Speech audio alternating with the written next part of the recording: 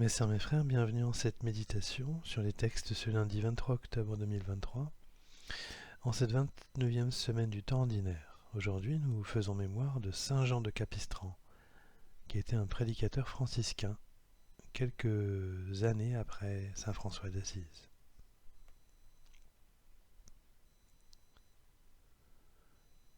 Celui qui regarde le royaume avec foi est riche, d'une richesse infinie. Nous avions vu les jours précédents la justification d'Abraham par sa recherche de faire la volonté de Dieu et de s'avancer devant lui avec humilité, en se sachant pécheur. L'apôtre Paul nous parle d'Abraham parce qu'il est un exemple de foi en Dieu pour nous aujourd'hui et que pour sa foi il a été justifié et rendu saint par Dieu. C'est sa richesse et il en a pleinement conscience après le sacrifice d'Isaac. C'est son attitude qui doit nous pousser vers le Père par le Fils, Jésus-Christ, qui est ressuscité des morts pour notre salut. C'est en effet lui qui nous justifie, nous aujourd'hui, quelle que soit notre action, seulement si nous avons foi en lui.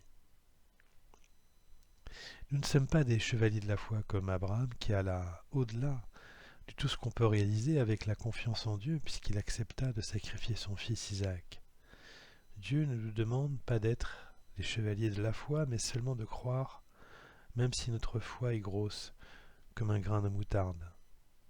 Ce qu'il nous dit dans la lettre aux Romains de ce jour, lorsqu'il couche sur le papier, cela nous sera accordé, d'être justifiés, sous-entendu, puisque nous croyons en celui qui a ressuscité d'entre les morts, Jésus notre Seigneur, livré pour nos fautes, et ressuscité pour notre justification.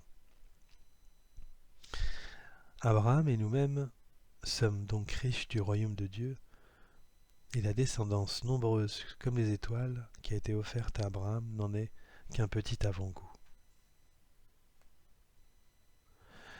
C'est toute la joie qu'exprime Zacharie à la naissance de son fils Jean-Baptiste en l'évangile de Luc, lorsqu'il dit « Il a fait surgir la force qui nous sauve dans la maison de David, son serviteur, comme il l'avait dit par la bouche des saints, par ses prophètes, depuis les temps anciens. Serment juré à notre père Abraham de nous rendre sans crainte, afin que, délivrés de la main des ennemis, nous le servions dans la justice et la sainteté en sa présence, tout au long de nos jours. » Cette joie nous fait entrer dans la richesse que nous procure notre Dieu et dont parlaient les prophètes. Cette richesse, c'est la force, donnée par notre Seigneur et Sauveur Jésus-Christ, en nous donnant la capacité de vaincre la mort et de dépasser tout péché pour vivre éternellement dans le royaume divin et saint de notre Dieu. Jésus dans l'Évangile nous met ainsi en garde devant les biens matériels qui n'apportent aucune richesse réelle.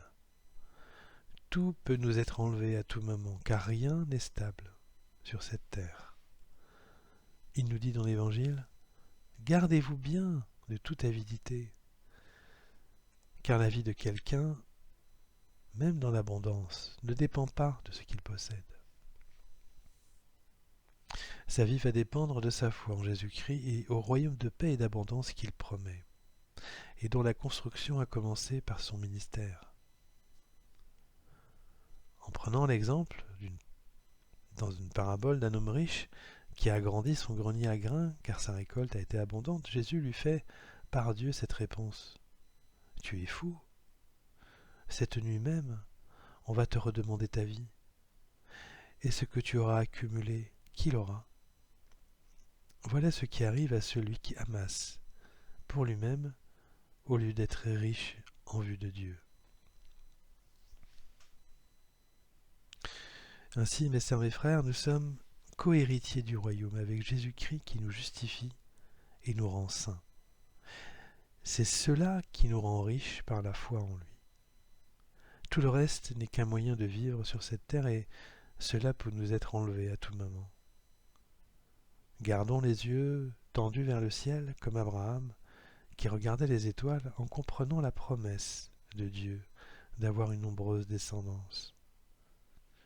Dieu ne nous promet pas une descendance, nous qui sommes celles d'Abraham dans la foi, mais il nous promet la paix et la joie éternelle donnée par notre Dieu qui nous attend.